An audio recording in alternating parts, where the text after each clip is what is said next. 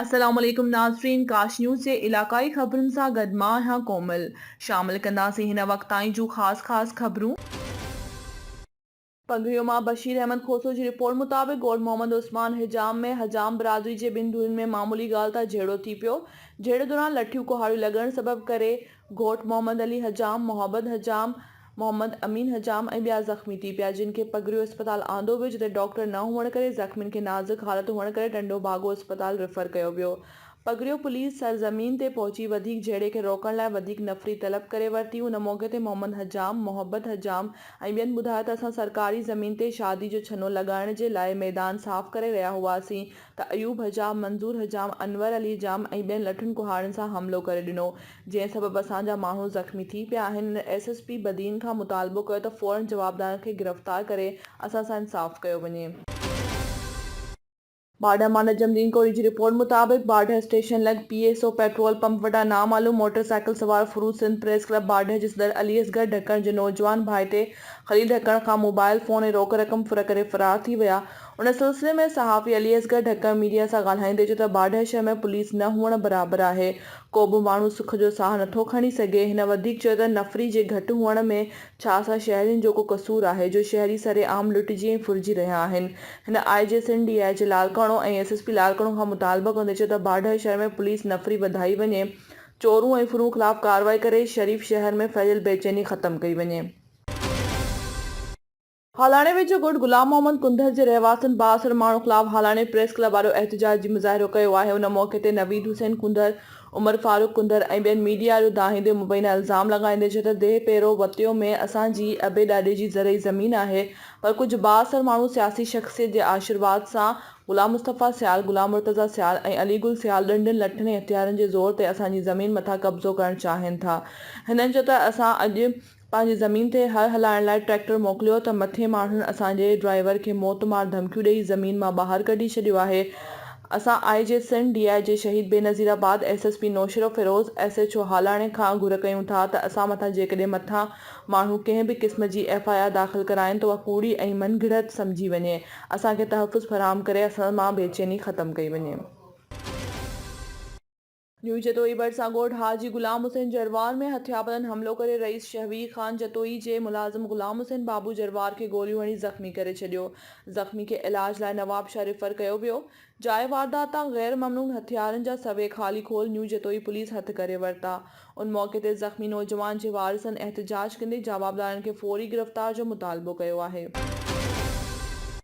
कोट मीर मोहम्मद वेझो ॻोठ खोलरा जे रहवासियुनि पीरसन मोहम्मद कामिल करोड़ो पंहिंजे पुटु मोहम्मद हसन ऐं मासूम ॿारनि समेत प्रेस क्लब कोट मीर मोहम्मद पहुची एहतजाज कंदे दाहींदे मुबैना इल्ज़ाम लॻाईंदे चयो आहे त बरसाति दौरान असांजो घरु किरी पियो हो, जंहिंजी ॿीहर तामीर संदसि भाणे जो वज़ीर अली कलोड़ो करणु नथो ॾिए। जॾहिं त असां हिन ॻोठ में 100 साल खां रहूं था। ॼाणल शख़्स असांजे घर मां केतिरा ई भेरा चोरियूं करायूं आहिनि। इलाइक़े जे चङनि मुड़ुसनि खे अहिड़ियूं शिकायतूं कयूं, पर को बि ॿुधण वारो नाहे। भाणेजे खे ख़ामोश रहण जी धमकी ॾींदे चयो त जेकॾहिं एहतजाज कंदे त तुंहिंजे ख़ानदान खे क़त्ल कयो वेंदो। हिननि डीआईजी सखर एसएसपी खैरपुर खां मुतालबो कंदे इंसाफ़ जी घुर कई आहे। फरीदाबाद मां न्यास चौधरी जी रिपोर्ट मुताबिक़ ॻोठ मथे अलीवाल जे रहवासी Mohammad Waris Chandio national press club Faridabad पहुची एहतजाज कंदे दाहींदे मुबैना इल्ज़ाम लॻाईंदे चयो आहे त जवाबदार शाहन चांडियो, ख़ालिक निजात ऐं ॿियनि मूंखे जवाबदारनि लठू डंडा सरोटा हणी तशदुद जो निशानो बणायो। मां ग़रीब मिसकिन पोरियत आहियां। मां कंहिं बि चोरी में मुलवस न आहियां। मूंखे 62 जवाबदार सरेआम हथियार खणी घुमाए रहिया आहिनि, पर पुलिस जवाबदारनि खे गिरफ़्तार करण लाइ तयारु न आहे। हिननि IG Sindh DIG Hyderabad, SSP Dadu, DSP Mehar खां मुतालबो कयो त जवाबदारनि खे गिरफ़्तार करे मूं पोरियत सां इंसाफ़ कयो वञे। झंडोमरी मां सजाद हुसैन विसाण जी रिपोर्ट मुताबिक़ प्यारो लुंड शहर जे रहवासियुनि ताहिर लुंड, मोहम्मद याकूब लुंड, शाहज़ेब लुंड ऐं ॿियनि पुलिस मुबैना ज़ियादतियुनि ख़िलाफ़ प्रेस क्लब झंडोमरी एट प्यारो लुंड पहुची एहतजाज कंदे मुबैना इल्ज़ाम लॻाईंदे चयो आहे त प्यारो लुंड थाणे जे पुलिस पारां नौजवान जहांगीर लुंड खे गिरफ़्तार करे मंशियात जो केस दाख़िल कयो वियो। पुलिस बेगुनाह नौजवान खे लाक़िब कयो आहे। हिननि मुतालबो कयो त नौजवान जहांगीर लुंड खे फ़ौरी तौरु आज़ादु कयो वञे, ॿी सूरत में क़ौमी शाहराह ते धरणो हंयो वेंदो। ठुल मां सजाद बलोच जी रिपोर्ट मुताबिक ठुल में जिस्कम पारा शमन सुमरो कामरेड लियाकत सिरकी वसीम कुरैशी ॿियनि जी अॻवानी में प्रेस क्लब अॻियां एहतजाजी मुज़ाहिरो कयो वियो। उन मौक़े ते अॻवान मीडिया सां ॻाल्हाईंदे चयो त तालका ठुल ऐं भरपासे जे इलाइक़नि में हथरादो अटे जो बहिरान पैदा कयो वियो आहे, छो त अटे जो फ़ी किलो 150 रुपया विकिरो कनि था। ठुल शहर ऐं भरपासे जे इलाइक़नि में वधल महांगाई जे करे अॻई अवाम परेशान आहे।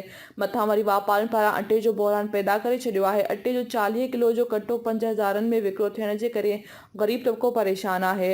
आख़िर में हिन तालका ठुल जे इंतज़ामिया खां मुतालबो कयो त अटे जे अघ में लात कंदे सस्ते अघ ते अटे जी फ़रहामी खे यकीनी बणायो वञे ऐं वधीक अघ वठंदड़ वापारियुनि ख़िलाफ़ कानूनी कार्रवाई कई वञे।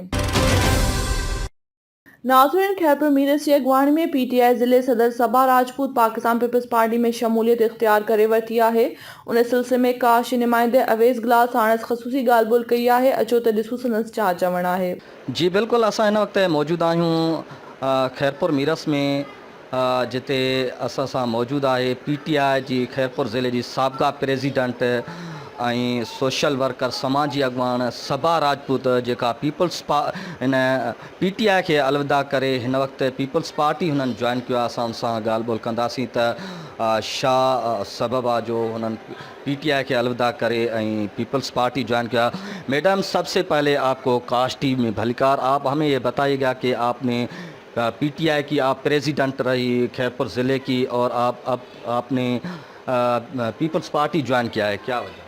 सबसे पहले तो अवेश मैं आपका थैंक यू करूँगी कि आपने मुझे जो है वो अपने प्रोग्राम में ऐड किया है। अवेश देखिए, मैंने as a district president PTI women wing Khairpur को जो है मतलब मैंने वहाँ पर काम किया है और 2 साल मैंने वहाँ पर काम किया था।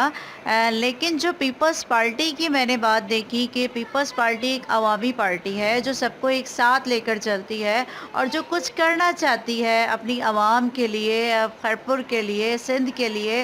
तो मैंने जो मतलब देखा कि पीपल्स पार्टी वाकई में एक ऐसा काम कर रही है कि जिसकी आवाम को ज़रूरत है, जो आवाम की नीड है, यानी कि जो ख़वातीन हैं उनको उनका एक बड़े पैमाने पर यहाँ पर जो है एक यानी कि विंग बनी हुई है। और पूरे यानी कि पाकिस्तान में जितनी बड़ी विंग पाकिस्तान पीपल्स पार्टी की है, मैंने इतनी कहीं पर भी नहीं देखी ना।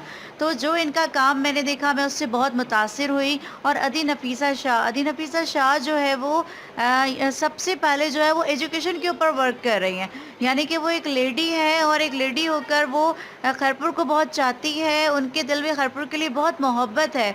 तो ये सारी चीज़ें देखकर मैं पीपल्स पार्टी की से बहुत मुतासिर हुई और मैंने अदी नफीसा शाह के साथ जो है वो पाकिस्तान पीपल्स पार्टी को ज्वाइन किया। कि पीपल्स पार्टी 20 साल से इक़्तिदार में है, फिर भी यहाँ पे देखा जाए कि महंगाई जो है वो उरूज पर जा रही है, यहाँ पर जो आम लोग हैं वो फाका कशी का शिकार है। उस हवाले से आप क्या कहेंगे? देखिए अवेश के अगर महंगाई की आप बात कर रहे हैं तो ओवरऑल पूरी दुनिया में महंगाई है। अगर आप UK देखें, कनाडा देखें, स्पेन देखें, सऊदी अरब, ओवरऑल आप कोई भी मुल्क आप देख लें, वहाँ पर पेट्रोल, पानी, गैस, सबके जो बिल हैं वो डबल से भी ट्रिपल आ रहे हैं, यानी कि ऑल राउंडर महंगाई का रुझान जो है वो बढ़ चुका है। यहाँ पर हमारे पास जो है वो यानी कि पुअर पर्सनस तो ज़्यादा है, तो जिसकी वजह से महंगाई का शोर मैं समझती हूँ कि थोड़ा ज़्यादा है।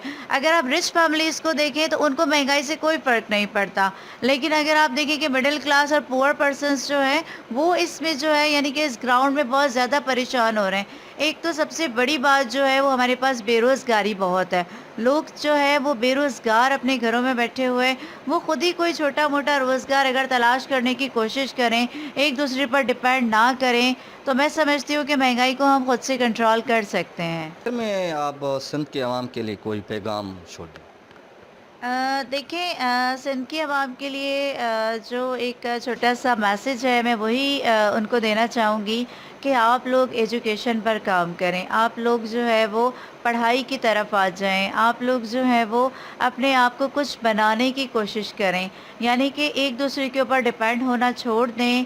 और अल्लाह ताला ने हमें ज़िंदगी इसलिए दी है ताकि हम कुछ कर कर दिखाएं।